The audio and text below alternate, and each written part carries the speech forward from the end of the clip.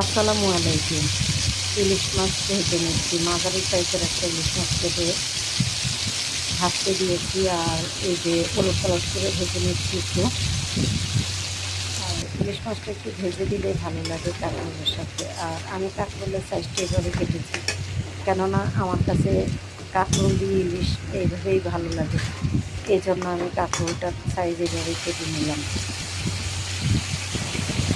সেই সাথে যেহেতু ইলিশ মাছ রান্নার জন্য খুব বেশি একটা মশলার প্রয়োজন হয় না। তারপরেও আমি এখানে দেখতেই পাচ্ছেন আমি একটু মরিচের গুঁড়ো দিয়েছি, একটু জিরে গুঁড়ো দিয়েছি, তারপরে পেঁয়াজ কাটা পেঁয়াজ দিয়েছি,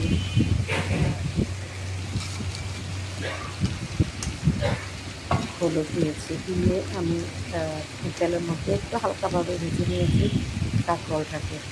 এইভাবেই কিন্তু আমি কাঁকরোল রান্না করি ইলিশ মাছ দিয়ে। আপনারা ফুল রেসিপিটা দেখবেন এবং যে কোনো ছোটো ইলিশ মাছ দিয়ে হলেও আপনারা কাঁকরোল তরকারিটা এইভাবে খেয়ে দেখবেন, আলহামদুলিল্লাহ কতটা মজা পাবেন। তো আপনারা আমি ফুল রেসিপিটা আপনাদের সাথে শেয়ার করার চেষ্টা করছি। একটুখানি ভেজে নিয়েছি কিন্তু কাঁকরোল মশলার সাথে কিছুক্ষণ কষিয়ে নিয়ে তারপরে মাছটা কিন্তু আমি আগেই দিয়ে দিয়েছি। আর মাছ দেওয়ার পরে কিন্তু সামান্য একটুখানি রেখে আমি ঝোল দিয়ে দিয়েছি পরিমাণ মতো। খুব বেশি একটা ঝোলের প্রয়োজন হয় না, কেননা কাঁকরোলটা আমি পাতলা করে কেটেছি।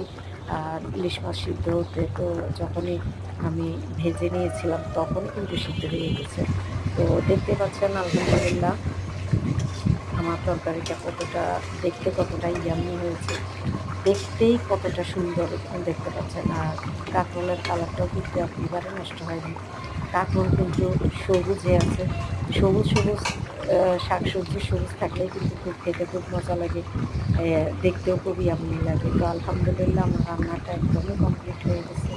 আর যেহেতু ইলিশ মাছ আমি তো ইলিশ মাছের সাথে একটুখানি ভাজা জিরে গুঁড়া দিবই, এটা আমার পুরনো অভ্যাস।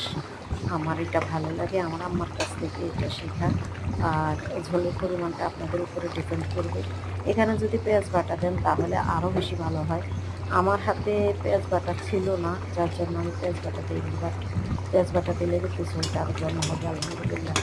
এই তরকারিটা খেতে কী পরিমাণ টেস্টি গরম ভাতের সাথে বলে বোঝানো যাবে না। আল্লাহ হাফেজ, সবাই ভালো থাকবেন। আসসালামু আলাইকুম।